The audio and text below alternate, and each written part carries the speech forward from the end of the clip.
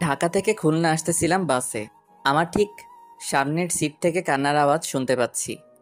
কান্নার আওয়াজ শুনে মনে হলো একটা মেয়ে কান্না করতেছে। পাশের সিটে একজন মধ্যবয়স্ক লোক বসা। আমার মনে একটু সন্দেহ হলো, কেননা টিভি নিউজে মাঝে মাঝে দেখি মেয়ে মানুষকে পাচার করে, রেপ করে, বিক্রি করে ইত্যাদি। আমি একটু ভালো করে কান পেতে শুনতেছিলাম। লোকটি মেয়েটাকে বলতেছে, চুপ কর সেমরি, চুপচাপ বইসা থাক। তোরে আমার আনাই ভুল হয়েছে। হালারে কত কইরা কইলাম এই সেমরি আমার লাগবো না, তাও তোরে আমারে দিয়া দিল। এখন চুপচাপ বইসা থাক, নইলে কিন্তু তোরে আবার দিয়ামো। তারপর মেয়েটা আস্তে আস্তে কান্না করতে লাগলো। একটু পর লোকটি আবার মেয়েটাকে বলতেছে, ওইনে যাইয়া ভালো মতো কাম করবি, নইলে কিন্তু তোরে ওরা মাইরা ফেলবে। আর এই বালের কান্নাকাটি বন্ধ কর, নইলে কিন্তু। এইবার আমি কনফার্ম হলাম এই মেয়েটা কোনো খারাপ লোকের পাল্লায় পড়ছে। বাস চলেছে আর আমি সময়ের অপেক্ষায় আছি, কখন মেয়েটার সাথে কথা বলা যাবে। বাস যখন মাওয়াঘাটে পৌঁছালো তখন মাওয়াঘাটে প্রচুর জ্যাম। কমপক্ষে 4 থেকে 5 ঘন্টা সময় লাগবে। আর ঘাটে যে ফেরি আছে ওইটা 1 ঘন্টা পর ছাড়বে। তার মানে আমরা পরে যে ফেরি আসবে সেই ফেরিতে যাওয়া লাগবে জ্যামের কারণে। বাসের ভিতর গরমের কারণে অনেক যাত্রী বাইরে বের হচ্ছে। কিছুক্ষণ পর ওই লোকটা বাইরে বের হলো। আমি এই রকমই একটা সময়ের অপেক্ষা করতেছিলাম। আমি মেয়েটার পাশের সিটে বসলাম, মেয়েটার দিকে তাকালাম। মেয়েটা বোরকা পরা, শুধু তার চোখটা দেখা যাচ্ছে। চোখটা রক্তের মতো লাল। অনেক কেঁদেছে মেয়েটা। আমি মেয়েটাকে বললাম, কোনো সমস্যা? মেয়েটা মাথা নাড়িয়ে না বলল। আমি বললাম, যদি কোনো সমস্যা থাকে বলতে পারেন।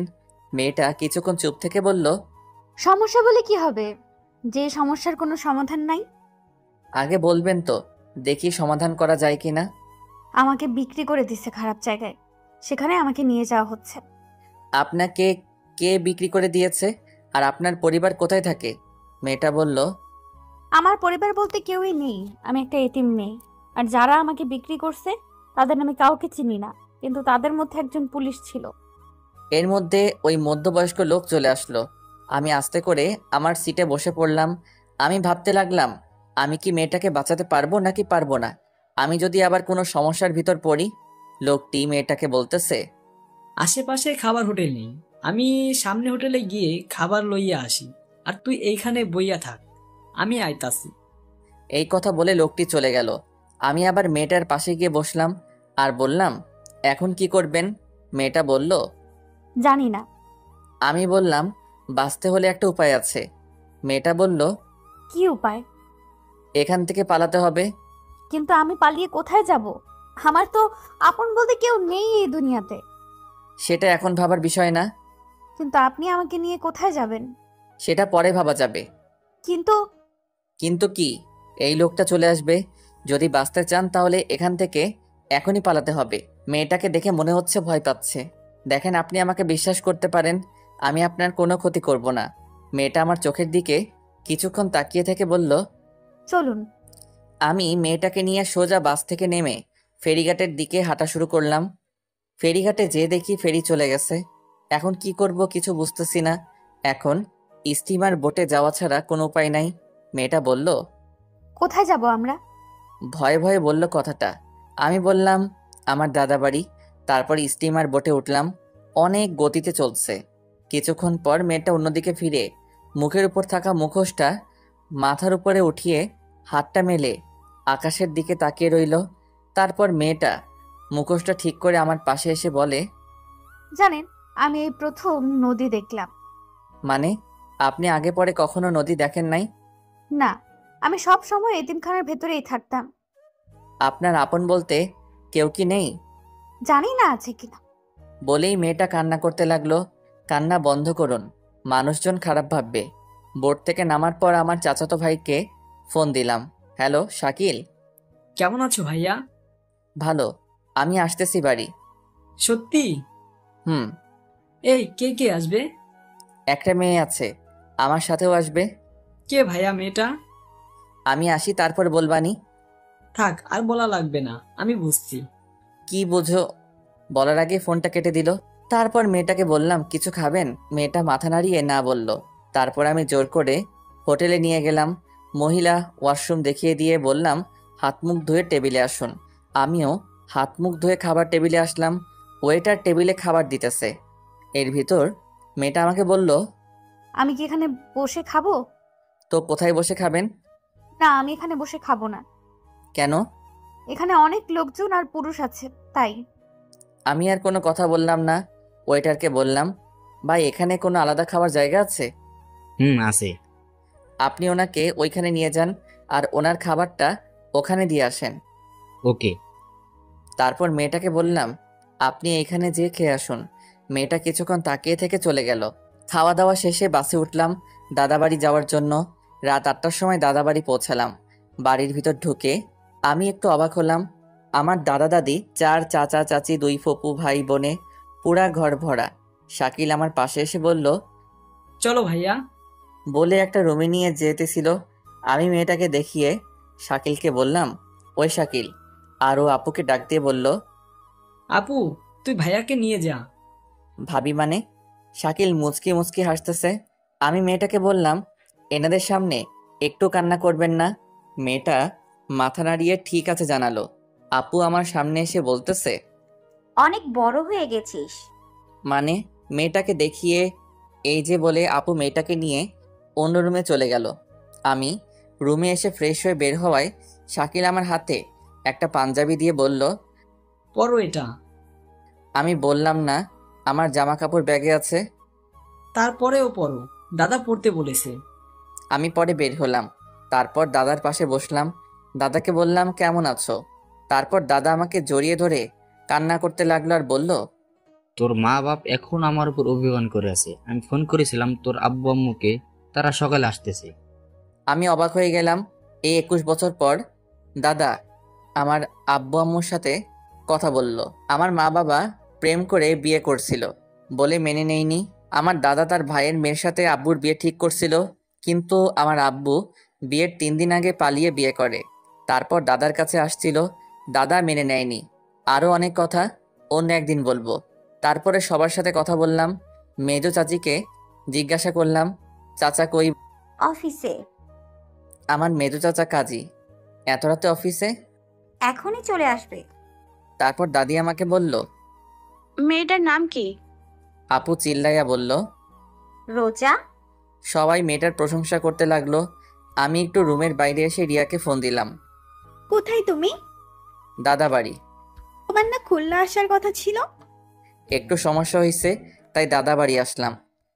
কি সমস্যা হয়েছে? তুমি ঠিক আছো তো? তেমন কিছু হয় নাই। তোমার পরীক্ষা কেমন হলো? ভালো। শোয়ান শোয়ান, দাদা ডাকতাছে।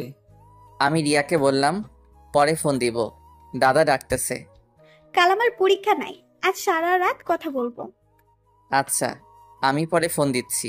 ওকে, I love you. I love you too. Bye. Phone কেটে ফোনটা সাইলেন্ট করে রাখলাম।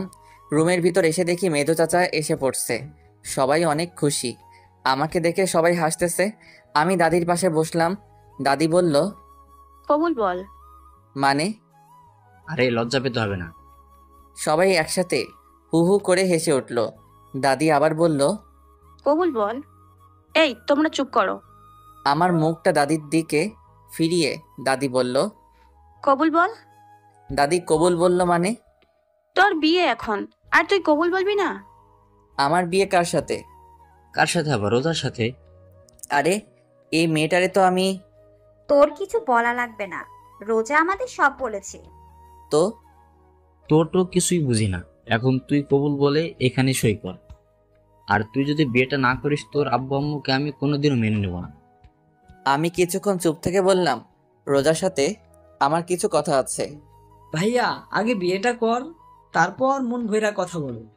সবাই কত হাসি খুশি। আমি যদি না বলি সবাই মনে কষ্ট পাবে। সাথে মা বাবাকে দাদা মেনে নেব না। আমি আমার আব্বুকে অনেক কাঁদতে দেখেছি দাদা দাদির জন্য। এখন বাবা মাকে বলেও যদি মেনে না নেই, তাহলে বাবা মা অনেক কষ্ট পাবে। কি করব কিছুই মাথায় আসতেছে না। কি হলো, কবুল বল। আমি আর কোনো কিছু না ভেবে 3 বার কবুল বলে সই করে দিলাম।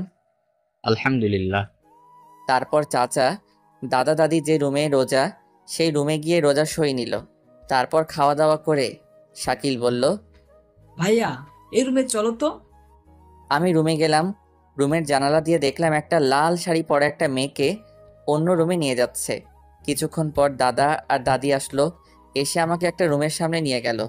রুমের ভিতর ঢুকিয়ে দরজাটা বাইরে থেকে বন্ধ করে দিয়ে হাসতে হাসতে চলে গেল দাদা দাদি। আমি রুমটা দেখে অবাক হলাম, এত সুন্দর করে রুমটা সাজানো হয়েছে। সারা রুমে মোমবাতি, পুরা বিছানাটা ফুল দিয়ে সাজানো হয়েছে। রুমের ভিতর একটা খাট, একটা টেবিল, টেবিলের উপর এক গ্লাস দুধ, এর 2 সেট জামা কাপড় আছে, একটা আমার একটা হয়তো রোজার। আমি রুমে ঢোকার শব্দ শুনে রোজা খাট থেকে নেমে এসে আমার পা ধরে বসে রইল। আমি কি করব কিছুই বুঝতেছি না। আমি ওর 2 ডানা ধরে রোজাকে দাঁড় করালাম আমার সামনে। ইয়া বড় ঘুমটা দেওয়া। রোজা আমার হাত ধরে টেবিলের কাছে নিয়ে গেল, নিয়ে দুধের গ্লাসটা আমার হাতে দিল। আমি গ্লাসটা হাতে নিয়ে বললাম, আমার কিছু কথা আছে। রোজা বলল, শুনবো, সব কথা শুনবো। আগে দুধটা খান, অর্ধেক খান কিন্তু। আমি রোজার পাশে দাঁড়িয়ে দুধটা মুখ লাগিয়ে খাচ্ছি। অর্ধেকের বেশি খাওয়ার সাথে সাথে রোজা একটু উঁচু হয়ে হাত ধরে দুধের গ্লাসটা মুখের থেকে 2 আঙ্গুল দূরে সরিয়ে রেখে বলল, অর্ধেক খেতে বলছি না? আমার হাত এখনো ধরা। আমি ওর দিকে তাকিয়ে আছি। ঘুমটার আড়ালে শুধুমাত্র ওর ঠোঁটটা দেখা যাচ্ছে। ঠোঁটের নিচে ছোট একটা তিল, যা ওর ঠোঁটের সৌন্দর্যকে আরও বাড়িয়ে দিচ্ছে। আমি আস্তে আস্তে দুধের গ্লাসটা রোজার হাতে দিলাম। রোজা দুধটা খেয়ে আবার আমার হাত ধরে খাটের কাছে নিয়ে গেল। আমি খাটের এক পাশে বসে রোজাকে অন্য পাশে বসতে বললাম। ও এখনো ঘুমটা দেওয়া। চুপচাপ 2 জন বসে আছি। নীরবতা ভেঙে আমি বললাম, কি থেকে কি হয়ে গেল, তাই না? কিন্তু আল্লাহ যা করে ভালোর জন্যই করে। আপনাকে কিছু কথা বলার ছিল। বলেন।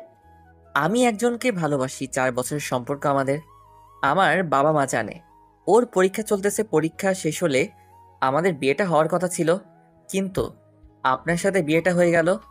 আপনি তো না বলতে পারতেন। কিন্তু এই কারণে আপনাকে আমার বিয়ে করা লাগছে। আমি কিছুদিন পর আপনাকে ডিভোর্স দিয়ে দিব। রোজা একটু হেসে বলল, বিয়েটা হতে পারলো না, এরই মধ্যে ডিভোর্স? আমি কিছুক্ষণ চুপ থেকে বললাম, আপনি চিন্তা করবেন না, আমি আপনার থাকা খাওয়ার একটা ব্যবস্থা করে দিব। আপনি আমাকে একবার দেখেন তো। দেখে কি হবে? থাক, দেখা লাগবে না। আপনার আর কিছু বলার থাকলে বলতে পারেন। বলার মতো কথা অনেক আছে, কিন্তু অধিকার নাই। কথা বলতে কোনো অধিকার লাগে না। একটা কথা বলবো, রাখবেন? এই কথাটাই অধিকার আছে। রাখবেন কিনা বলেন? বলেন। আপনি আমাকে নাম ধরে ডাকবেন আর তুমি করে বলবেন। শুধু এইটুকু? হুম। আচ্ছা, এবার আপনি ঘুমান। আবার আপনি? সরি, এবার তুমি ঘুমাও। আপনি কি করবেন? মুস্কানের সাথে একটু কথা বলল। এই মুস্কানকে? আরে বললাম না, আমার প্রেমিকার কথা। ওর নাম মুস্কান। ও। তা ঘুমাও তুমি। আপনি কিন্তু একবারও আমার মুখটা দেখলেন না। না দেখাটাই ভালো। রোজা শুয়ে পড়ল। ঘরের মোমবাতিগুলা আস্তে আস্তে নিভতে শুরু করছে। আমি টেবিলের উপর বসে ফোনটা হাতে নিয়ে লক করলাম, আর দেখতে পেলাম 75+ মিসড কল, 93+ SMS। তাই রিয়াকে ফোন দিলাম। সাথে সাথে ফোন ধরে বলল, তুমি ঠিক আছো তো? ঠিক আছি। কেন, কি হয়েছে? আমার কেন জানি মনে হচ্ছে তুমি আর আমার নেই। আরে পাগলি, আমি একটু দূরে আছি, তার জন্য তোমার এরকম মনে হচ্ছে। তুমি এতক্ষণ ফোন ধরো নাই কেন? ফোন চার্জে ছিল। কথা বলতে বলতে টেবিলের উপর দেয়ালের সাথে হেলান দিয়ে ঘুমিয়ে পড়ছি। এই যে শুনছেন, ওঠেন, উঠে বিছানায় আসেন। প্রায় মধ্যরাত। তখন মোমবাতি হাতে নিয়ে একটা লাল বেনারসি পরা পরী আমার সামনে দাঁড়িয়ে আছে। টানা টানা চোখ, লম্বা নাক, আকর্ষণ করার মতো ঠোঁট, সাথে ঠোঁটের নিচের তিলটা। আমি হাঁ হয়ে ওর দিকে তাকিয়ে আছি। মশা ঢুকবে মুখে। ও মা, হা করে কি দেখেন? আমি একটু লজ্জা পেয়ে বললাম, কই কিছু না তো। রোজা হাসতে হাসতে বলল, খাটে এসে ঘুমান। আবার? আমি বলছি না তুমি করে বলতে? একদম আমার মুখের কাছে মুখ নিয়ে কথাটা বলল রোজা। মানে তোমার সাথে এক বিছানায় ঘুমাবো। তো কোথায় ঘুমাবেন? আমি আপনার বউ, আপনি ঘুমাবেন না তো কে ঘুমাবে আমার সাথে? কিন্তু তোমাকে তো বউ হিসেবে মানি না। আপনি না মানলে কি হবে? আমি তো আপনাকে স্বামী হিসেবে মানি। এখন যদি খাটে না আসেন তাহলে আমি কিন্তু দাদাকে ডাকবো। এই না না। তাহলে চলেন। আমি এখানেই ঠিক আছি। খাটে আসবেন নাকি ডাক দিব? তারপর রোজা অন্যদিকে, আমি অন্যদিকে ফিরে শুয়ে পড়লাম। সকাল 6টা, ঘুম থেকে উঠে দেখি রোজা আমার বুকের উপর শুয়ে আছে। একদম পরীর মতো লাগছে, যে কেউ রোজাকে দেখলে প্রেমে পড়ে যাবে। কিন্তু আমি রিয়াকে ভালোবাসি, রোজার মায়ায় পড়া যাবে না। আমি রোজার মাথাটা বুকের উপর থেকে সরিয়ে বালিশের উপর রেখে আমি আবার শুয়ে পড়লাম। এইবার ঘুম থেকে উঠে আমি চমকে গেলাম, কারণ আমার সামনে আমার মা বাবা আর আমার ছোট ভাই। পাশে তাকিয়ে দেখি রোজা নাই। ঘুম ঘুম চোখে মাকে বললাম, তোমরা কখন আসলা? তুই এইটা কিভাবে পারলি? আমি গালে হাত দিয়ে দাঁড়িয়ে আছি। তোর সাথে রিয়ার বিয়ে ঠিক করা, ওর পরীক্ষার 3 দিন পর তোদের বিয়ে, সবাইকে দাওয়াত দেওয়া হয়ে গেছে, আর এখন তুই? রিয়ার কি হবে? ও যদি জানতে পারে ও তো পাগল হয়ে যাবে। তোরা না দুইজন দুজনকে ভালোবাসিস? মা, চুপ, কোনো কথা বলবি না। বের হ রুম থেকে, গোসল করে নাস্তা করতে আয়। আমি কোনো কথা না বলে রুম থেকে বের হতে লাগলাম। দরজার কাছে আসতে দেখি দরজার পাশে রোজা দাঁড়িয়ে কান্না করতেছে। গোসল করে আইছে, চুল থেকে এখনো পানি পড়তেছে। আমি হাসি মুখে বললাম, ঝড় আসছে, রেডি থাকো। আল্লাহ যা করবে ভালোর জন্যই করবে। এই চাকার জন্য? আব্বু আম্মুর জন্য। আরে বাব্বা, এখনই আব্বু আম্মু? হুম। একটু মুখে ভেঙচি দিয়ে হাতের কেনুই দিয়ে আমাকে খোঁচা দিয়ে চলে গেল। কি অদ্ভুত, তাই না? গোসল করতেছি, এরই ভিতর দরজায় করা নাড়লো। আমি বললাম, কে? আমি। কে রোজা? কি বলো? আপনার ফোন বাজতেছে, কে যেন ফোন করছে। আমি দরজাটা একটু খুলে ফোনটা নিলাম, সাথে সাথে আবার রিয়ার ফোন। হ্যালো। আমার না কোনো কিছু ভালো লাগতেছে না। কেন, কি হয়েছে? জানি না, কিন্তু কিরকম জানি লাগতেছে। আরে পাগলি, তোমার পরীক্ষা চলতেছে তো তাই এরকম লাগতেছে, সব ঠিক হয়ে যাবে। হুম। আচ্ছা রাখি তাহলে, গোসল করব। এই, তুমি এত সকালে গোসল করবা কেন? তুমি তো দুপুরে গোসল করো, তাই না? আরে থাক, বলা লাগবে না। বলবা তো দাদা বাড়ি আসছি তাই? একদম ঠিক। তা এখন রাখি, পরে কথা বলবো। হুম। সোহান, সোহান, সোহান, বলো। একটা কথা জিজ্ঞাসা করব? করো। সব ঠিক আছে তো সোহান? এই কথাটা শুনে আমার বুকের ভিতর একটু ব্যথা করে উঠল। আমি নর্মাল ভাবেই বললাম, সব ঠিকই তো আছে রিয়া, তুমি বেকার টেনশন করছো। আচ্ছা রাখি তাহলে, ফোন দিও কিন্তু। Love you. Love you too. Bye. Bye. দরজায় কেউ করা নাড়ছে। কে? আমি। বলো। আম্মু ডাকতেছে আপনাকে। আসতেছি। রিয়াকে এখন কিছু বলা যাবে না, ওর পরীক্ষা চলতেছে। এখন বললে ওর পরীক্ষা ভালো হবে না। কিন্তু রিয়া ঠিকই বুঝতে পারছে যে কিছু একটা হয়েছে। অনেক ভালোবাসে সোহানকে রিয়া, তাই হয়তো অনুভব করতে পারে। নাস্তার টেবিলে দাদা মাকে বলতেছে, শোন বৌমা, সোহানরা আমি বিয়ে দিছি, ওরা দুজন দুজনকে ভালোবাসে তাই বিয়েটা দিছি। মেয়েটা দেখতে কি মিষ্টি। রোজা চুপচাপ বসে আছে, তা দেখে মা বললেন, ও বউ, খাচ্ছ না কেন? এই তো আম্মু খাচ্ছি। এইদিকে আয় মা, আমার পাশে বস। রোজা মার পাশে বসলো। মা নিজের হাতে রোজাকে খাইয়ে দিচ্ছে। রোজাও ভেজা ভেজা চোখে খেতে লাগলো। প্রেমের বিয়ে বেশি দিন টেকে না। মীরা প্রতিবেশী দরজায় সামনে দাঁড়িয়ে কথাটা বলল। এই তুই চুপ কর, এই বিয়ের সাক্ষী আমি তুমি। দেখো বৌমা, সোহানার রোজা কোনোদিনও আলাদা হবে না। কেন আলাদা হবে? এরকম একটা মিষ্টি মেয়েই তো আমার চাই। একটু বাইরে বের হলাম, ঘোরাফেরা করে বাসায় আসার সাথে রোজা বলল, কোথায় ছিলেন এতক্ষণ? আমি কোনো কথা না বলে রুমে এসে মার কাছে গেলাম। মা, কিছু কথা আছে তোমার সাথে। বল। রোজাকে আমি বাসে। রোজা আমাকে সব বলেছে। বাসে দেখা হয়েছে, ও এতিম। তোর দাদা ভাবছে তুই রোজাকে পালিয়ে নিয়ে আইছিস, তাই তোদের বিয়ে দিয়ে দিছে, এই তো? তো এখন কি করব? কি করবি মানে? বলছিলাম কি ডিভোর্স ডিভোর্স দিবি মানে? আমাদের বংশের ডিভোর্স তালাক নামে কোনো শব্দই নাই। মা, আমি রিয়াকে ভালোবাসি।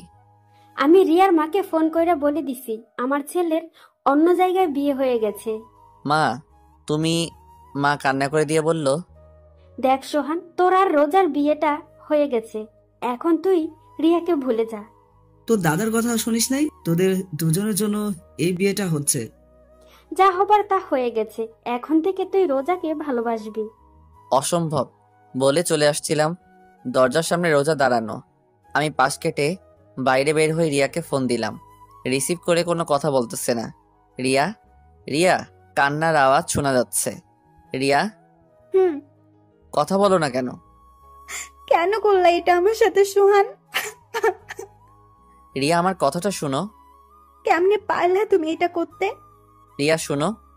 কোনো কারণ আমি জানতে চাই না। অনেক ভালোবাসি সোহান তোমাকে, অনেক ভালোবাসি। তোমার বুকে অন্য কেউ মাথা রেখে ঘুমাবে আমি ছাড়া, আমি কোনোদিনও ভাবতে পারি নাই। তুমি সকালে আমাকে বললা সব ঠিক আছে। হ্যাঁ, সব ঠিকই আছে, কাল আমাকে একবার দেখতে এসো, কেমন আর সাথে নতুন বউকে নিয়ে আসবা। রিয়া, রাখি তাহলে। ফোনটাও কাটে নাই, ওর কান্নার আওয়াজ শোনা যাচ্ছে।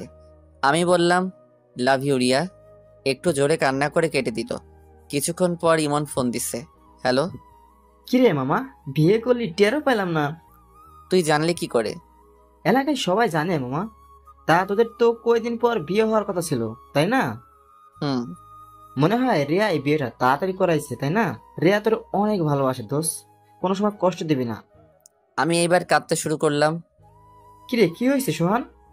দোস্ত, রিয়ার সাথে বিয়ে হয় নাই। মানে? ইমনকে সব খুলে বললাম। দোস্ত তুই চিন্তা করিস না, সব ঠিক হয়ে যাবে। হুম। আমি তোরে পরে ফোন দিচ্ছি। বাসায় আসলাম, খাটে বসা মাত্র রোজার রুমে এসে বলল, কিছু লাগবে? না। রোজার হাতে মার সোনার চুড়ি, যে একসময় মা রিয়াকে দেবে বলে কিনেছিল মা। রোজা আমার পাশে বসলো। আপনি কোনো চিন্তা করবেন না, আমাকে ডিভোর্স দিয়ে রিয়া আপুকে আপনি বিয়ে করেন। আমি হাসতে হাসতে বললাম, আমার অধিকার পাও নাই? তা কি হইছে? বাড়ির আর সবার কাছ থেকে তো নিজের অধিকার নিয়ে নিচ্ছ। মানে? মানে আর কি, যাও বের হও রুম থেকে। রিয়া চলে গেল। আমি চোখ বুজে শুয়ে শুয়ে ভাবতেছি কি থেকে কি হয়ে গেল। আমার সাজানো জীবনটা এক নিমিষে উল্টাপাল্টা হয়ে গেল। অনেক রাগ হচ্ছে রোজার উপর। কিছুক্ষণ পর রোজার রুমে আসলো। ও হয়তো ভাবছে আমি ঘুমিয়ে পড়ছি। পাশে বসে আমার কপালে একটা চুমু দিল। আমার রাগের পরিমাণটা আরো বেড়ে গেল। আমি উঠেই রোজার গালে ঠাস ঠাস। তোর সাহস কি করে হলো এটা করার? রোজা ভয় পেয়ে আমার থেকে একটু দূরে সরিয়ে দাঁড়িয়ে বোবা কান্না করতেছে। ফর্সা গালে আমার আঙুলের ছাপ স্পষ্ট দেখা যাচ্ছে। তোরে বলছি না আমার থেকে দূরে দূরে থাকবি? রোজা কোনো কথা বলতেছে না, চুপচাপ কান্না করতেছে। এরই মধ্যে মা রুমে ঢুকলো। কি হয়েছে, এত চিল্লাচিল্লি করছিস কেন? এ কি রোজা, তুই কান্না করতেছিস কেন? তোর গালে এটা কিসের দাগ? নে আম্মু। মা আমার কাছে এসে বলল, রোজাকে মারছিস তুই?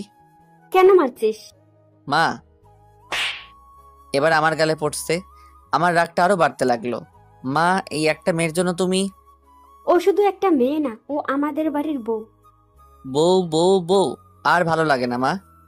ভালো লাগবে আনে। আসেন ভাত খাইতে। রোজা মা, তুই আমার সাথে আয়। মা, আমি খুলনা যাব। তোর সাথে পরে কথা বলবো। আর রোজার গায়ে ফেরদার হাত দিচ্ছিস তো আমার চাইতে খারাপ আর কেউ হবে না। মা রোজাকে নিয়ে চলে গেল। আর আমি ভাবতেছি কি করা যায়। রিয়াকে ফোন দিলাম কিন্তু ওর ফোনটা বন্ধ। এত টেনশন আমি আর নিতে পারতেছি না, পুরা মাথাটা ঘুরছে। আমি নিচে ঠাস করে পড়ে গেলাম। আর কিছুই মনে নেই। চোখ মেলে দেখি রোজা আমার পাশে বসে আমার হাত ধরে কান্না করতেছে। বাড়ির সবাই খাটের আশেপাশে দাঁড়িয়ে আছে। আপু ভাত নিয়ে আসলো। একে একে সবাই বের হয়ে গেল। এখন রুমে আমি, মা আর রোজা। রোজা আমার সামনে ভাত তরকারি পানি রাখতে লাগলো। হাত ধুতে যাব, তখন দেখি হাত নাড়াতে পারছি না।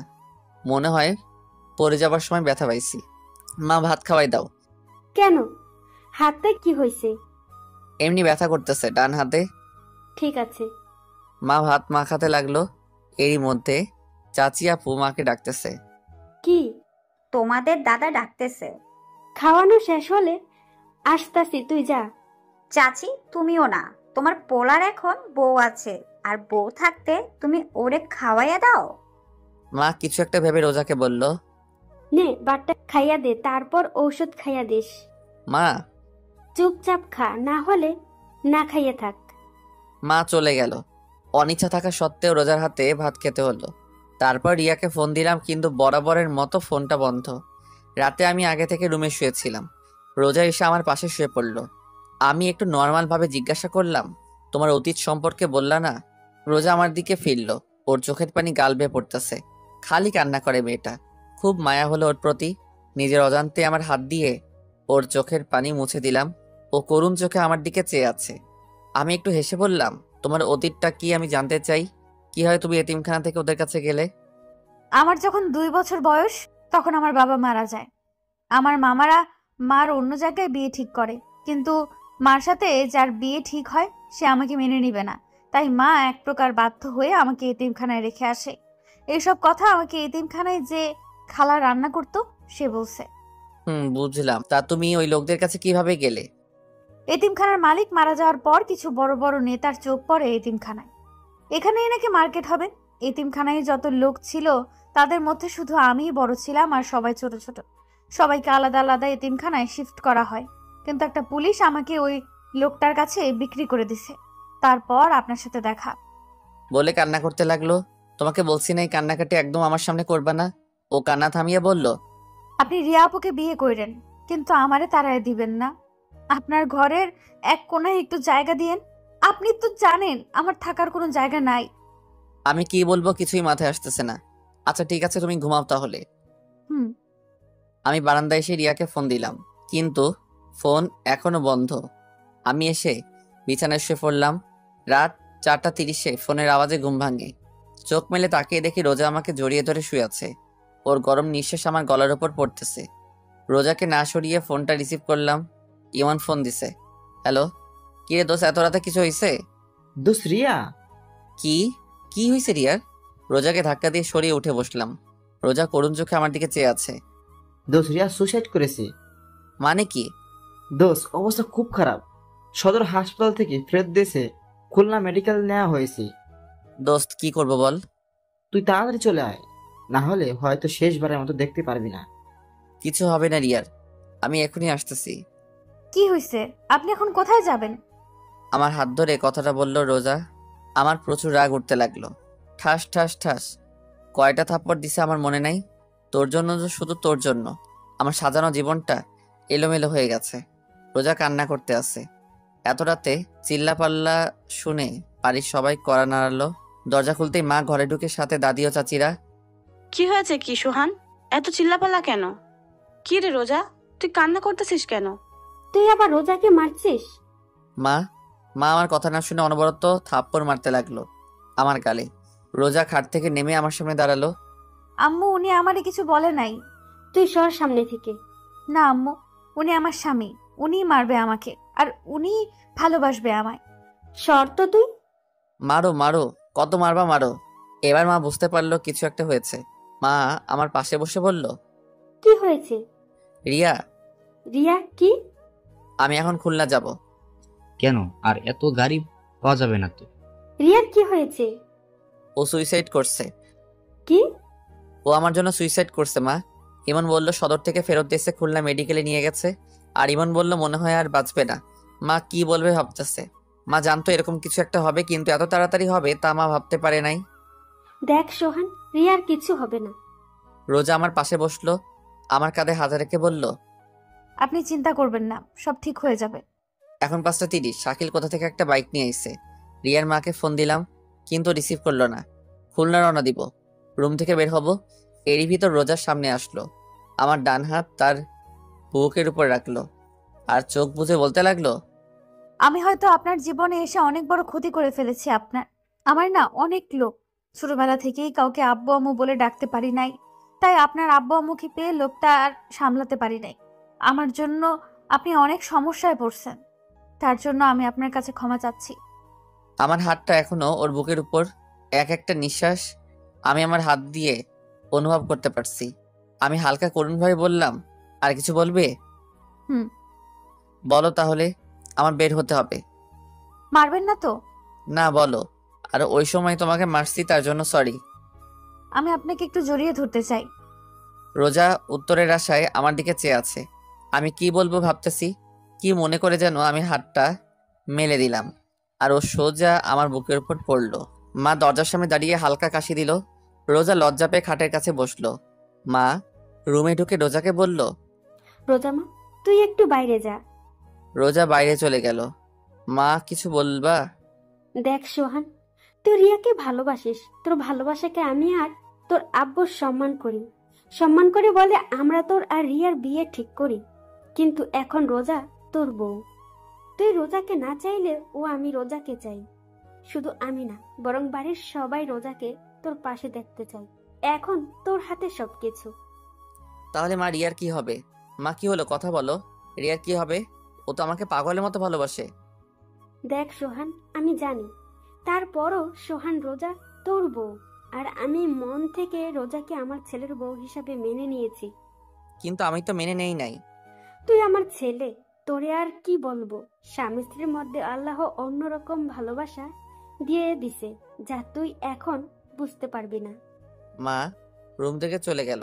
রিয়ার মাকে আবার ফোন দিলাম, কিন্তু ধরলো না। খুলনা রওনা দিলাম, সাথে শাকিলও হাসপাতালে আছে। গিয়ে দেখি রিয়া আর নেই, কিছুক্ষণ আগে মারা গেছে। আমি পুরা শকড, বিশ্বাসই হচ্ছে না যে রিয়া মারা গেছে। আমার চোখ থেকে অনবরত পানি পড়তেছে। রিয়ার মা রিসিপশনে নার্সের সাথে কথা বলতেছে। আমি পিছন থেকে বললাম, খালা।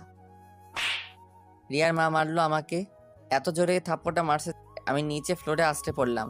ঠোঁট ফেটে গেছে, রক্ত পড়তেছে। শাকিল এসে আমাকে দাঁড় করালো। খালা রিয়া কোনো কথা বলতেছে না, নীরবে কান্না করতেছে। মা চলো। রিয়ার মা কাঁদতে কাঁদতে রিয়ার ভাইয়ের পিছু পিছু চলে গেল। আমি কান্না করতেছি না, কিন্তু আমার চোখ থেকে পানি পড়তেছে। রিয়ার মার পিছু পিছু চলতে লাগলাম। তারা একটা অ্যাম্বুলেন্সে উঠতে লাগলো। আমি দৌড়ে অ্যাম্বুলেন্সের পাশে গেলাম। খালা রিয়া। তোর ওই পাপি মুখে রিয়ার নাম আর নিস না। খালা। ঠাস করে অ্যাম্বুলেন্সের দরজাটা বন্ধ করে তারা চলে গেল। আমি বসে পড়ে চিৎকার করে কান্না করতে লাগলাম। রিয়া নাই, আমার বিশ্বাসই হচ্ছে না, মনে হয় একটা দুঃস্বপ্ন। ঘুম ভাঙলে সব ঠিক হয়ে যাবে। শাকিল মাকে ফোন করে বলে দিছে রিয়া মারা গেছে। একটা নার্স আসলো, আমার কাছে এসে বলল, আপনার নাম কি সোহান? আমি মাথা নাড়িয়ে হ্যাঁ বললাম। নার্স একটা ভাঁজ করা কাগজ আমার কাছে দিল। এটা কি? যে পেশেন্টটা কিছুক্ষণ আগে মারা গেছে তার লেখা চিঠি। আমি কাগজটা হাতে নিয়ে বললাম, আপনি কোথায় পেলেন?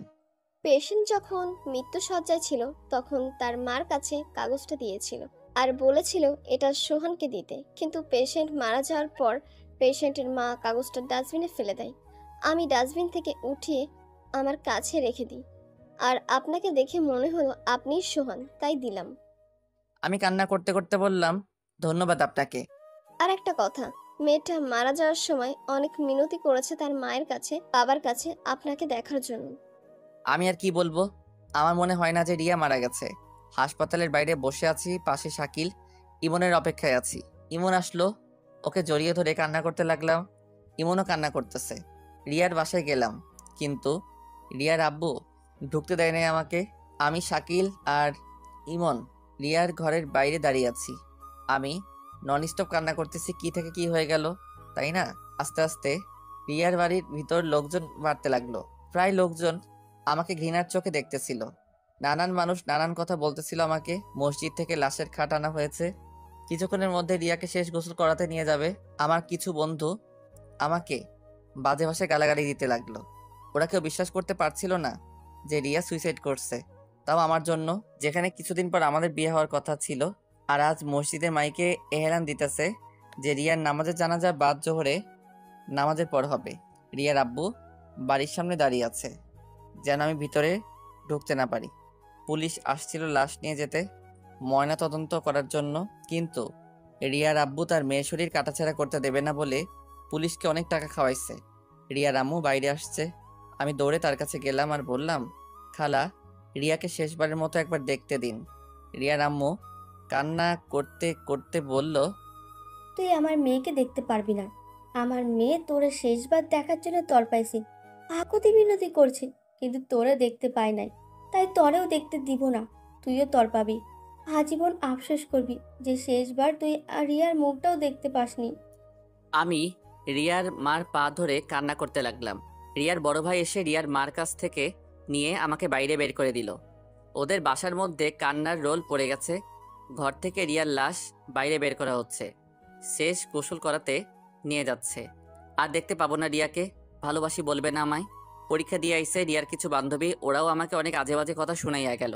আমি কোনো কথাই বলতেছি না, সবকিছু অন্ধকার অন্ধকার লাগতেছে। আমার কাছে। মসজিদের মাইকে আবার এহলান দিল জানাজার বিষয়। আমার মা আর রোজা আইসে রিয়ার বাসায়। আমার সামনে থেকে বাসার ভিতর ঢুকলো। আমি বাইরে দাঁড়িয়ে দেখতেছি। রোজা আমার কাছে আসতে চাইছিল, কিন্তু মা ওকে হাত ধরে বাসার মধ্যে নিয়ে গেল। কিছুক্ষণ পর মা বের হলো ভেজা ভেজা চোখে, আমায় বলল বাসায় চল। আমি চুপচাপ কোনো কথা বলতেছি না, শুধুমাত্র চোখ থেকে পানি পড়তেছে। রোজার পাশে যে বললাম, আল্লাহ যা করেন ভালোর জন্যই করে, তাই না? শুধুমাত্র তোমার ভালোই দেখলো তোমার আল্লাহ, আর কারো ভালো দেখালো না। রোজা কোনো কিছু না বলেই কান্না করতে লাগলো। মা আবার বলল, বাসায় চল। মারিয়াকে একবার দেখব। আর কাউকেই দেখতে দিবে না। আর মেয়েদের লাশ আপন লোক ছাড়া পরপুরুষকে দেখতে দেয় না। ওর মামারে দেখতে দেয় নাই। আমি আর কোনো কথা বললাম না, কারণ এসব নিয়মকানুন আমি জানি। আমার বুক ফেটে কান্না আসতেছে। রিয়াকে শেষবার দেখতে পারবো না। মার সাথে আমাদের বাসায় আসলাম। কিছুক্ষণ বাসায় বসে উজু করে নামাজে গেলাম। নামাজ শেষে মসজিদের বাইরে এসে দাঁড়ালাম জানাজার জন্য। মসজিদের বাইরে আগে থেকে রিয়ার লাশ রাখা ছিল।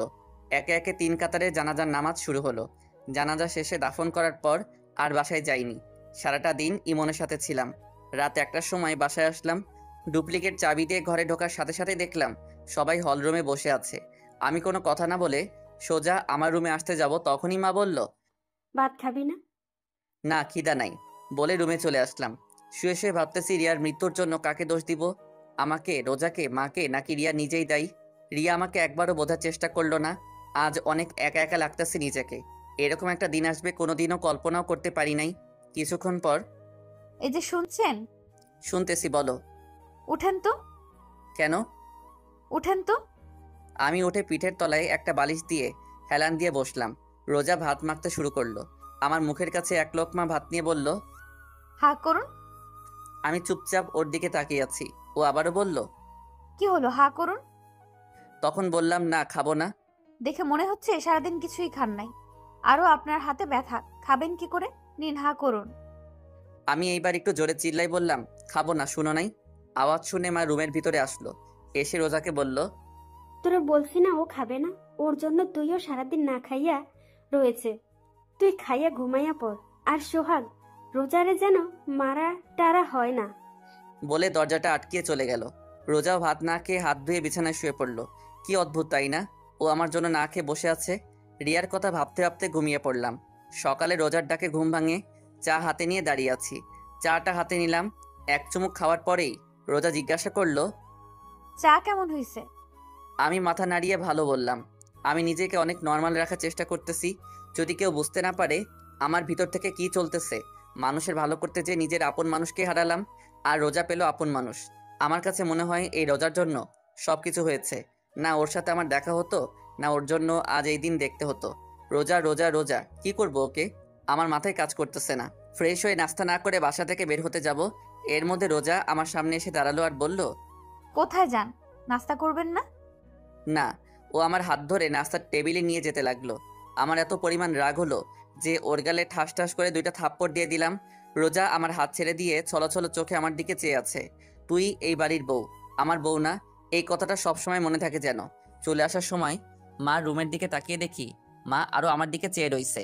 বাইরে বের হয়ে দেখি রিয়ার ছোট ভাই বাসার গেটের সামনে দাঁড়িয়ে আছে, হাতে একটা ব্যাগ নিয়ে। ওর পাশে যে দাঁড়ালাম, ও নিচের দিকে চেয়ে আছে। কিছু বলবি আরিয়ান? ও তখন কাঁদতে কাঁদতে আমাকে জড়িয়ে ধরলো। কিছুক্ষণ পর ছেড়ে দিয়ে ব্যাগটা আমার হাতে দিল। আমি হাতে নিয়ে বললাম, কি এতে? ও কাঁদতে কাঁদতে বলল, এটা আপুর ডায়েরি। তুমি যে শাড়ি দিছো সেই শাড়িটা। আমি জানি তুমি আপুকে অনেক ভালোবাসো, কিন্তু কি থেকে কি হয়ে গেল। আমি জানি তুমি অন্যায় কিছু করনি, কারণ তুমি আপুকে অনেক ভালোবাসতা। চাইছিলাম ডায়েরিটা আমার কাছে রেখে দেবো, কিন্তু ডায়েরির প্রথম পাতায় লেখা, এই ডায়েরিটা শুধুমাত্র তোমার ধরাছোঁয়া পড়ার অধিকার আছে, তাই তোমার কাছেই দিতে আসলাম। কি বলবো, আমার মাথায় কিছুই আসতেছে না।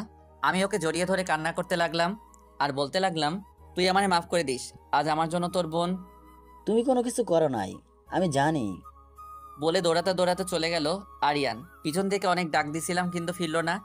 ব্যাগটা হাতে নিয়ে ইমনের বাসায় গেলাম। যে দেখি ও এখন ঘুমে। ডাক দেওয়ার সাথে সাথে উঠে বসলো আর হাসি মুখে বলল, কি রে মামা, এত সকাল সকাল? এমনি আসলাম। সারাটা দিন ওর সাথে ঘুরলাম, কারণ নিজেকে ব্যস্ত রাখার চেষ্টা করতেছি। রিয়ার কথা যেন মনে না পড়ে, মনে পড়লে কান্না আসে। কেন ও আমাকে রেখে চলে গেল? ও কি আমাকে একটু বিশ্বাস করতো না? রিয়ার কথা যেন মনে না পড়ে, তাই নিজেকে ব্যস্ত রাখতেছি। রাত 11টার দিকে বাসায় আসলাম। দরজায় টোকা দেওয়ার সাথেই দরজা খুলে দিল। রোজা হয়তো আমার অপেক্ষায় ছিল।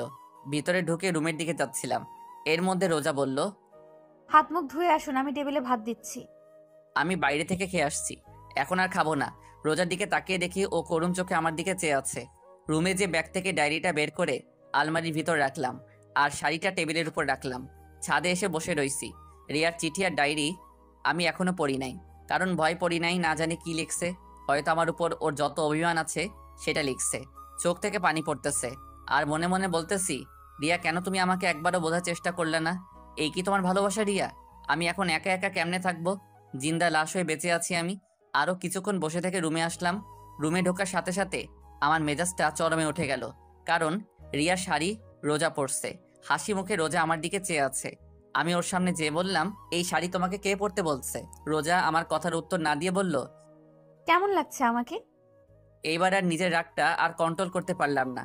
ঠাস ঠাস থাপ্পড় দিয়ে বললাম, তুই এই শাড়ি পরছিস কেন? ও কাঁদতে কাঁদতে বলল, আমি মনে করছি এটা আমার জন্য আনছেন। তোর জন্য আনবো? কে তুই?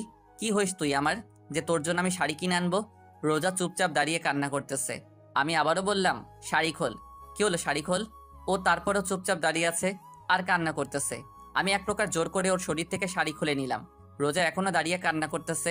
অন্য একটা শাড়ি বের করে ওর দিকে ছুঁড়ে মেরে রিয়া শাড়িটা টেবিলের উপর রেখে আমি ঘুমিয়ে পড়লাম। সকালে দরজায় কড়া শুনে ঘুম থেকে উঠে দেখি রোজা আমার পায়ের উপর ওর মাথা দিয়ে ঘুমিয়ে আছে।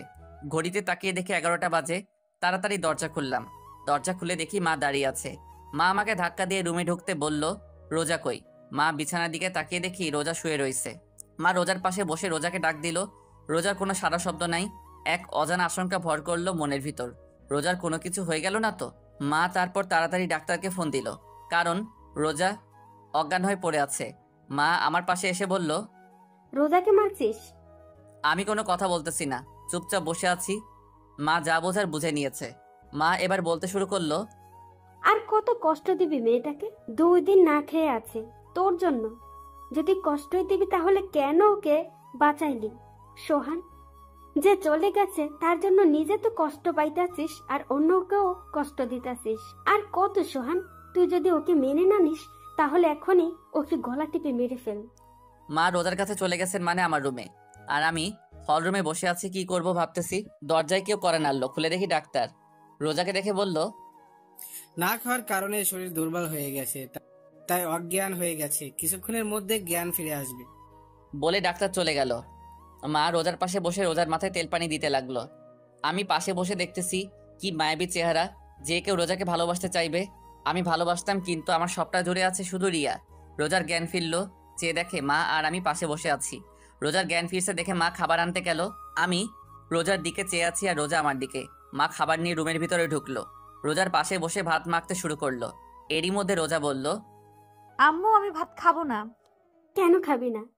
তোমার ছেলেও তো না খেয়ে আছে। কে বলছে যে আমি না খেয়ে আছি? কে বলবে? আমি বলছি আমার উপর রাগ করে তো আপনি বাসায় খান না। থাক, ওর সাথে কথা বলা লাগবে না, তুই হা কর মা। মা রোজাকে কথাটা বলল। না আম্মু, আমি খাবো না। তুই না খেলে তো তোর শরীর আরো খারাপ হয়ে যাবে মা। ওনাকে বলেন উনি টাইম টু টাইম বাসায় খাবে আর আমাকে এখন খাওয়ায় দেবে, তাহলে আমি খাবো। মা আমার দিকে চেয়ে আছে। আমি মাকে ইশারায় বলল, বাটটা খাইয়া দে। মা আমি পারবো না। চুপচাপ খাইয়া দে, আমি বাইরে থেকে ওষুধ নিয়ে আসতাছি। বলে মা ভাতের প্লেটটা আমার হাতে দিয়ে চলে গেল। আমি এবার কি করব? অনিচ্ছা থাকা সত্ত্বেও চুপচাপ খাইয়া দিতে লাগলাম। খাওয়া শেষে মা রুমে আসলো। আমি উঠে বাথরুমে চলে গেলাম। বাথরুমে ঢুকে কান পেতে শুনতে লাগলাম বাইরে মা আর রোজা কি কথা বলে। তুই ওর জন্য কেন শুধু শুধু নিজেকে কষ্ট দিস? আম্মু আমার জন্য আজ উনি ওনার ভালোবাসার মানুষের চিরতরে হারায় ফেলছে। কেন শুধু শুধু নিজেকে দোষ দিচ্ছিস? রিয়ার মৃত্যুর জন্য তোর আর সোহানের কোনো হাত নাই, এটা নিয়তি, এটাকে মেনে নিতে হবে। আম্মু ওনার মনে অনেক কষ্ট, কিন্তু উনি প্রকাশ করে না। তা আমি জানি, তার জন্য তুই নিজেকে কষ্ট দিবি না আম্মু, আমি শুধু ওনার কষ্টের ভাগটা নিতে চাই। আস্তে আস্তে সব ঠিক হয়ে যাবে, ধৈর্য ধর। বলে মা চলে গেল। আমি বাথরুম থেকে বের হয়ে রোজার পাশে যেয়ে বসলাম। রোজা বলল, কিছু বলবেন? তোমার যদি কিছু হয়ে যেত? কি আর হতো, মরে যেতাম। চুপ। আমি জানি আপনার সবটা জুড়ে শুধু রিয়া আপু আছে, আমি না। রিয়া আপুর জায়গাটা নিতে চাই না, শুধু আপনার পায়ের নিচে একটু জায়গা দিয়ে, কারণ এইখানে আমার বেহেশত, আমার জান্নাত। আমি কোনো কথা না বলে বাসার বাইরে চলে আসলাম। রাস্তায় হাঁটতেছি আর ভাবতেছি কি করব। দুপুরবেলা মা ফোন দিয়ে বলল তাড়াতাড়ি বাসায় আসতে। বাসায় যেয়ে সবাই একসাথে খাওয়া দাওয়া করলাম। রোজার দিকে চেয়ে দেখলাম ওর মুখে প্রাপ্তির হাসি। কিছুক্ষণ বাসায় বসে আবার বাইরে বের হলাম। গন্তব্য ইমনের বাসা। ইমনের বাসায় যেয়ে দেখলাম ইমন নেশা করতেছে, মানে আমিও আগে করতাম একটু একটু, কিন্তু রিয়া আমার জীবন আসার পর আর কোনোদিন ছুঁয়ে দেখিনি। আজ ইমনকে খেতে দেখে আমারও খেতে ইচ্ছে করলো। ইমনের পাশে বসলাম। কিরে মামা, খাবি? খাই, অনেক দিন তো খাই না। ইমনের সাথে মদ খেতে শুরু করলাম, সাথে গাঁজাও। অনেক দিন পর খাচ্ছি, তাই নেশা পুরা চরমে উঠে গেছে। রাতে 11টায় মা ফোন দিল। মা বলো। কই তুই? এই তো মা, ইমনের বাসায়। তাড়াতাড়ি বাসায় আয়। আসতেছি বলে ফোন কেটে দিলাম। ইমনকে বললাম একটা গাজার বিড়ি দে আমাকে। বিড়িটা নিয়ে বাসায় আসলাম। রোজা আর আমি একসাথে খাবার খেলাম। রোজাকে বললাম তুমি ঘুমাও, আমি কিছুক্ষণ পর আসতেছি বলে ছাদে চলে আসলাম। বিড়িটা জ্বালিয়ে খেলাম, খুব ভালো লাগতেছে এখন। রুমে আসলাম। রুমে এসে দেখি রোজা শুয়ে আছে। ওকে দেখে আমি পুরা হ্যাং। ওর কোমরটা দেখে আমি এইভাবে কোনোদিন কোনো মেয়েকে দেখিনি। আমি আস্তে আস্তে ওর পাশে গেলাম। ও সাথে সাথে চোখ খুলে আমার দিকে চেয়ে রইছে। আমি ওর গলায় কিস করতে যাব, এরই মধ্যে রোজা বলল আপনার মুখ থেকে আজ বাজে গন্ধ আসতেছে। কে শোনে কার কথা? আমি ওর গলায় ঘাড়ে কিস করতেছি আর ও নিজেকে ছাড়ানোর চেষ্টা করতেছে। রোজা আমার গালে থাপ্পড় দিয়ে নিজেকে ছাড়িয়ে নিয়ে চিল্লাইয়া বলল কি খেয়ে আসছেন? বাজে গন্ধ আসতেছে আপনার মুখ থেকে। আমি পুরা হ্যাং। রোজা আমার গালে থাপ্পড় মারল, মাথাটা পুরা ছিনছিন করতেছে। রোজার আওয়াজ শুনে মা দরজায় কড়া নাড়তেছে আর বলতেছে কি হয়েছে রোজা? দরজা খোল। সোহান, সোহান কি হয়েছে? দরজা খোল।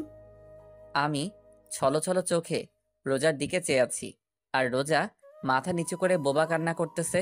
দরজার ঠক ঠক আওয়াজ বাড়তে লাগলো।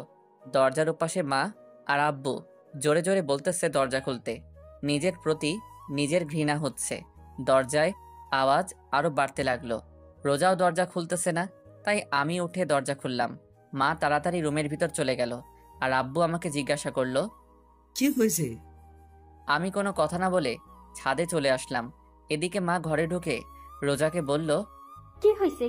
রোজা কোনো কথা না বলে মাকে জড়িয়ে ধরে কান্না করতে লাগলো। মা বোঝার চেষ্টা করতেছে আসলে ঘরের ভিতরে কি হয়েছে। রোজার মাথায় হাত বুলাতে বুলাতে আবার জিজ্ঞাসা করলো কি হয়েছে? রোজা কোনো কথা না বলে আরো জোরে জোরে কান্না করতেছে। মা মনে করলো সোহান হয়তো আজ বেশি কিছু করছে, কারণ সোহান আগে পরেও রোজাকে মারছে, বেশি কথা বলছে। কিন্তু রোজা এমনভাবে কাঁদে নাই। কিন্তু আজ না, মা আর ভাবতে পারতেছে না। মার অনেক রাগ হচ্ছে সোহানের উপর।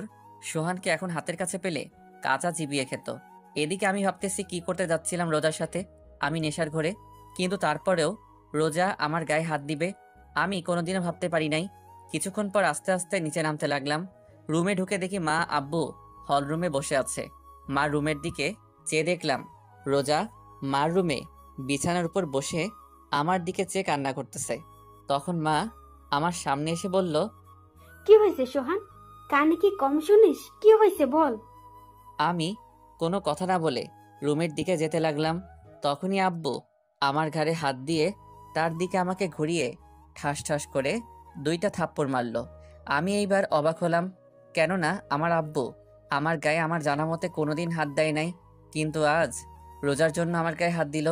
আমাকে মারছে দেখে রোজা রুম থেকে দৌড়ে বের হয়ে আমাকে জড়িয়ে ধরে বলতে লাগলো আমার স্বামীকে কেউ আমার জন্য মারবেন না। আমি রোজাকে ছাড়িয়ে নিয়ে বললাম আজ তোমার জন্য আমার আব্বু আমার গায়ে হাত দিল, আরো কত কিছু দেখার বাকি আছে আল্লাহই জানে বলে রুমে চলে আসলাম। আমার পিছন পিছন মা আর রোজা রুমে ঢুকলো। মা আমাকে বলতে লাগলো দেখ সোহান, এভাবে চলতে থাকলে কেউ ভালো থাকবে না, না তুই না রোজা না আমরা, বাকিটা তোর হাতে। বলে মা রুম থেকে চলে গেল। রোজা দরজা লক করে আমার পা জড়িয়ে ধরে কান্না করতে লাগলো আর বলতে লাগলো আমাকে আপনি মাফ করে দিন, বিশ্বাস করেন আমি আপনাকে মারতে চাইনি, আমাকে মাফ করে দিন। বলে হাউমাউ করে কান্না করতে লাগলো। আচ্ছা ঠিক আছে, তুমি ঘুমিয়ে পড়ো, ও তারপরেও আমার পা ধরে কান্না করতে লাগলো। আমি রোজাকে ডানা ধরে ওকে উঠিয়ে বললাম, যাও ঘুমিয়ে পড়ো, রাত অনেক হইছে। ও যে গালে আমাকে মারছে, ওই গালে আলতো করে হাত দিয়ে বলল। সত্যি মাফ করেছেন তো? আমি ওর হাতটা গাল থেকে সরিয়ে বললাম, মাফ করছি। আর তুমিও আমাকে মাফ করে দিও। আসলে আমি একটু নেশা করছিলাম তো, তাই ওই টাইমে মাথা ঠিক ছিল না। কি, আপনি নেশা করছেন কেন? ভালো লাগছে করছি, যাও ঘুমিয়ে পড়ো। কেন করছেন আগে সেটা বলেন। এক কথা কিন্তু বারবার বলতে ভালো লাগে না, যাও ঘুমিয়ে পড়ো। রোজা আর কোনো কথা না বলে মাথা নিচু করে বিছানায় যে শুয়ে পড়ল, আর আমি রিয়ার চিঠিটা বের করে পড়তে লাগলাম। প্রিয় সোহান, তুমি যখন এই চিঠিটা পড়বে তখন হয়তো আমি থাকবো না, চিরদিনের জন্য মিশে যাব মাটির সাথে। আচ্ছা, আমি মরে গেলে তুমি কি কষ্ট পাবে? কষ্ট পাবে, কারণ তুমি আমাকে ভালোবাসো। সত্যিই কি তুমি আমাকে ভালোবাসো সোহান? বড্ড জানতে ইচ্ছে করে। অনেক স্বপ্ন ছিল তোমার বউ হবার, আমার কি পুরা কপাল, স্বপ্ন স্বপ্নই থেকে গেল। সোহান, একটা মেয়ের সবচাইতে দামি জিনিস কি জানো? মেয়ের স্বামীর ভালোবাসা। আমি চাইলেই তোমাকে আমার করে নিতে পারতাম, কি পারতাম না? কিন্তু একজনের স্বামীকে তার কাছ থেকে কেড়ে নিয়ে নিজেকে সুখী করতে পারবো না। আবার তোমাকে অন্য কারোর সাথে দেখবো, এটাও আমি মেনে নিতে পারবো না। অনেক কথা বলা ছিল তোমাকে, কিন্তু বলার না, কারণ তোমাকে আর কষ্ট দিতে চাই না। আমি কিছুক্ষণ আগে বিষ খেয়েছি, অনেক কষ্ট হচ্ছে আমার সোহান, অনেক কষ্ট হচ্ছে। তোমাকে খুব দেখতে ইচ্ছে করছে সোহান। আচ্ছা সোহান, কবুল বলার সময় তোমার কি একটি বারো আমার কথা কি মনে পড়ে নাই? আজ বড্ড জানতে ইচ্ছে করছে, আজ তোমার কাছ থেকে ভালোবাসা প্রমাণ নিতে ইচ্ছে করছে। আমাকে ক্ষমা করে দিও সোহান, তোমাকে না জানিয়ে চলে যাচ্ছি না ফেরার দেশে। ইহকালে তোমাকে পেলাম না তো কি হয়েছে, পরকালে খুব করে চেয়ে নেবো তোমাকে আল্লাহর কাছ থেকে। আচ্ছা সোহান, আমাকে কি তোমার মনে পড়বে কখনো? বড্ড জানতে ইচ্ছে করে। যদি কোনোদিন আমাকে অনুভব করতে মন চায়, তাহলে তখন চোখ বন্ধ করে তোমার হৃৎপিণ্ড বারবার হাত রেখে ওইখানে খুঁজে পাবে আমায়। যদি কোনোদিন আমাকে অনুভব করতে মন চাই তোমার, তাহলে চোখ বন্ধ করে তোমার হৃৎপিণ্ড বরাবর হাত রেখো, ওইখানে খুঁজে পাবে আমায়। এটি তোমার রিয়া। চিঠিটা পড়ে কান্না আসতেছে, অনেক কান্না আসতেছে। বিছানার দিকে চেয়ে দেখি রোজা আমার দিকে চেয়ে আছে আর কান্না করতেছে। রোজাকে বললাম, কান্না কেন করতেছো? রোজা আমার সামনে এসে হাঁটু ভাঁজ করে আমার সামনে বসলো, আর আমি সোফায় বসা আমার হাতটা ধরে বলতে লাগলো, আপনার কষ্টের ভাগটা দেবেন। আমি ছলো ছলো চোখে রোজার দিকে চেয়ে আছি, আর রোজা আমার দিকে চেয়ে আছে উত্তরের আশায়। আমি কোনো কথা না বলে আস্তে আস্তে সোফার উপর মাথাটা এলিয়ে দিলাম। কখন যে ঘুমিয়ে পড়ছি খেয়ালই করিনি। সকালে ঘুম ভাঙার পর দেখি রোজা আমাকে জড়িয়ে ধরে ঘুমিয়ে আছে। এইটুকু সোফার উপর কি দুইজন ঘুমানো যায়? রোজা আমার শরীরের উপর ঘুমানো, কি মায়াবী চেহারা। ওর ভালোবাসা চাই আমার কাছ থেকে। আমি আদৌ রোজাকে ভালোবাসতে পারবো কিনা সন্দেহ হয়। কি অদ্ভুত জীবন আমার, যাকে ভালোবাসলাম তাকে তো পেলাম না, আর যাকে চিনি না জানি না তাকেই পেলাম। কি করব আমি এখন? সবকিছু অন্ধকার লাগতেছে। আমার কাছে মনে হয় আমার জীবনটা এখানেই থেমে গেছে। রোজাকে সরিয়ে দিয়ে ঘুম থেকে উঠে ফ্রেশ হয়ে নাস্তা করে বাইরে বের হলাম। চলতি পথে রিয়ার মার সাথে দেখা। আমার দিকে এমন ঘৃণার চোখে তাকালো যেন আমি রিয়াকে গলা টিপে মেরে ফেলেছি। রাস্তায় কিছুক্ষণ ঘোরাঘুরির পর দুপুরবেলা বাসায় আসলাম। বাসায় এসে টেবিলে দেখলাম আমার জন্য আমার প্রিয় খাবারগুলো সব রান্না করা। দেখে অনেক খুশি হলাম। তাড়াতাড়ি একটু ফ্রেশ হয়ে খেতে বসলাম। খেতে খেতে মাকে বললাম, মা আজকে রান্নাটা অনেক ভালো হয়েছে। আজ রোজা রান্না করেছে, তুই কি কি পছন্দ করিস আমার কাছে জেনে রান্না করছে। আমাকে তো রান্নাঘরে ঢুকতেই দেয় নাই। আমি রোজার দিকে তাকিয়ে দেখি ও মুচকি মুচকি হাসতেছে। ওর হাসিটা আমার কাছে অনেক ভালো লাগে, কিন্তু এখন কি রকম বিষের মতো লাগতেছে ওর হাসিটা। ওর প্রশংসা করলাম আমি তো জানতামই না যে ও রান্না করছে আজ। খাবার টেবিল আর কোনো কথা বললাম না, চুপচাপ খেয়ে আমার রুমে আসলাম। কিছুক্ষণ পর রোজা আমার রুমে আসলো। এসে শাড়িটা এত পরিমাণ নিচে নামালো যে ওর কোমর সম্পূর্ণ দেখা যাচ্ছে। হয়তো আমাকে কাছে টানার চেষ্টা করছে, কিন্তু আমি ওকে না দেখার ভান করে চুপচাপ বসে রইলাম। আস্তে আস্তে আমার পাশে ঘুরঘুর করতেছে, আর কোমরের কাপড়টা একটু সরাচ্ছে আবার দিচ্ছে, একটু সরাচ্ছে আবার দিচ্ছে। এবার আমি রোজাকে বললাম, কিছু বলবা? রোজা মাথা নাড়িয়ে না বলল, আবার মাথা নাড়িয়ে হ্যাঁ বলল।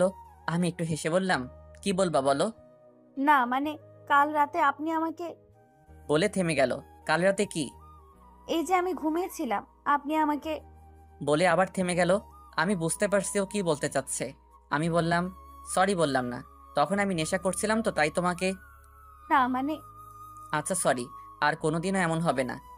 আপনার ইচ্ছা হলে আপনি আমার সাথে যা ইচ্ছা করতে পারেন, আমি কিছু মনে করব না। আমি ওর দিকে চেয়ে আছি।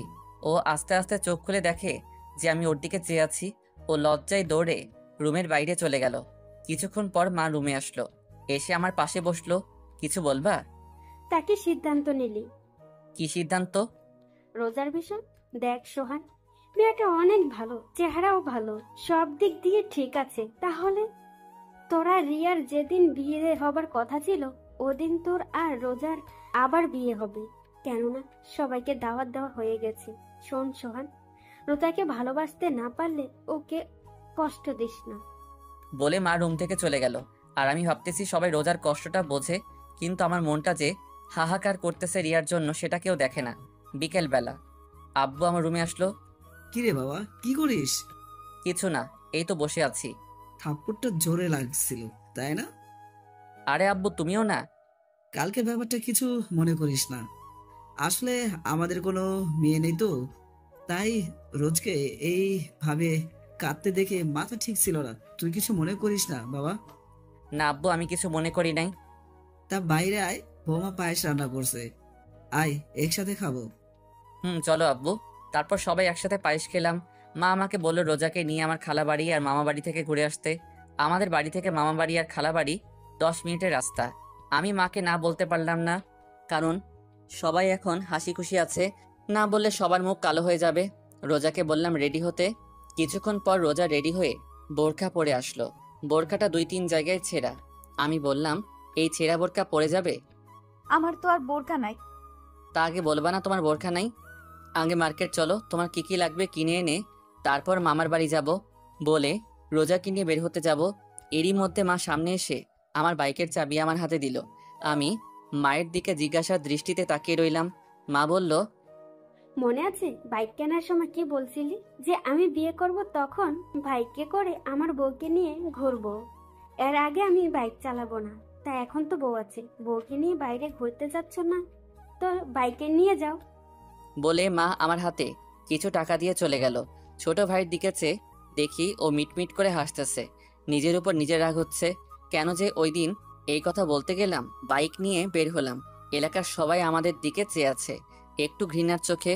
বন্ধু বান্ধব তো আমার সাথে কথাই বলে না, শুধুমাত্র ইমন ছাড়া। মার্কেটে এসে কেনাকাটা করে আবার বাসায় আসলাম। রোজা বোরকা চেঞ্জ করে আসলো। প্রথমে মামা বাড়ি আসলাম, কথাবার্তা বলে খালার বাড়ি আসলাম। খালার বাসায় কিছুক্ষণ বসে বাসার দিকে রওনা দিলাম। রোজাকে আজ অনেক হাসি খুশি লাগতেছে। রোজা সবার সাথে এমনভাবে কথা বলছে, মনে হয় এনারা সবাই রোজার সাথে যুগ যুগ ধরে পরিচয় আছে। বাসায় আসলাম, এসে হাত মুখ ধুয়ে বিছানায় শুয়ে শুয়ে ভাবতেছি রিয়ার কথা। রিয়া নামটা শুনেই ওকে ভালোবেসে ফেলেছিলাম। রিয়ার কথা আমার মাথা থেকে যায়ই না। সারাদিন ওকে মনে না পড়লেও রাতে চোখ বন্ধ করার সময় রিয়ার কথা আমার মনে পড়ে। কুড়ে কুড়ে খাই আমাকে রিয়ার সাথে কাটানো স্মৃতিগুলা। রোজা রুমের ভিতর ঢুকলো আর বলল, আম্মু ভাত খেতে ডাকে। আমার এখন ভালো লাগতেছে না, পরে খাবো। এই কথা বলার সাথে সাথে রোজা আমার পাশে এসে আমার কপালে হাত দিয়ে বলল, কেন ভালো লাগতেছে না? শরীর ঠিক আছে তো?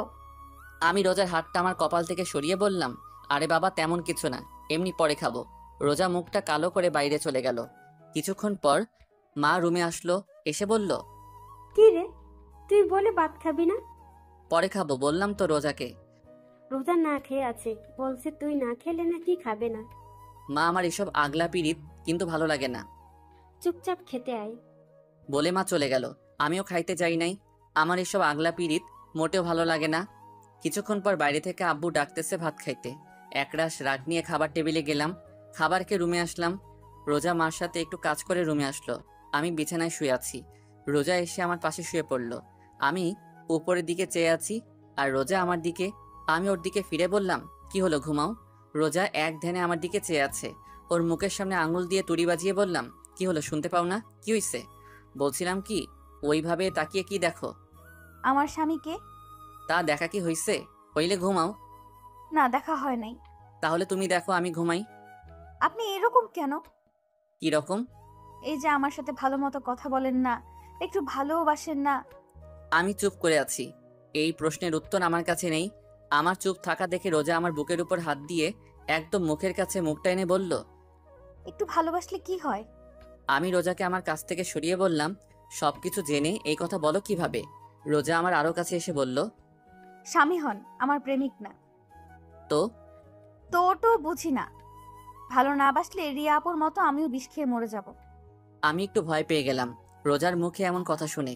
আমি চুপ আছি দেখে রোজা আবার বলতে লাগলো, কি ভালোবাসবেন নাকি? আমি এখনো চুপচাপ রইলাম। এবার রোজা আমার পেটের উপর উঠে বসলো আর পুরা ঝুঁকে ওর মুখটা আমার মুখের কাছে এনে বলল, একটু ভালোবাসেন না? আমার কাছ থেকে কোনো উত্তর না পেয়ে আমার হাতটা নিয়ে ওর মুখে আমার হাত বোলাতে লাগলো আর বলতে লাগলো, একটু আদর করেন না? আমি হাতটা ওর হাত থেকে ছিনিয়ে নিলাম আর ও সাথে সাথে আমার মুখে, গলায়, বুকে অগণিত চুমু দিতে লাগলো। আমি পাগল হয়ে যাচ্ছি, মন চাচ্ছে রোজার ভিতর ডুব দিতে, কিন্তু রোজা পাগলের মতো চুমু দিতে লাগলো। আমি কোনো প্রকার রেসপন্স করতেছি না। এই প্রথম কোনো মেয়ে আমাকে লিপ কিস করলো। আমি আর নিজেকে ধরে রাখতে পারি নাই। আমি কেন, অন্য যে কোনো পুরুষ নিজেকে ধরে রাখতে পারবে না এরকম সময়? বিলিয়ে দিলাম নিজেকে রোজার মাঝে, ভেসে গেলাম দুজনে এক অন্য রকম সুখের জগতে। সকালে বৃষ্টির মতো টুপটুপ করে পানি পড়তেছে মুখের উপর।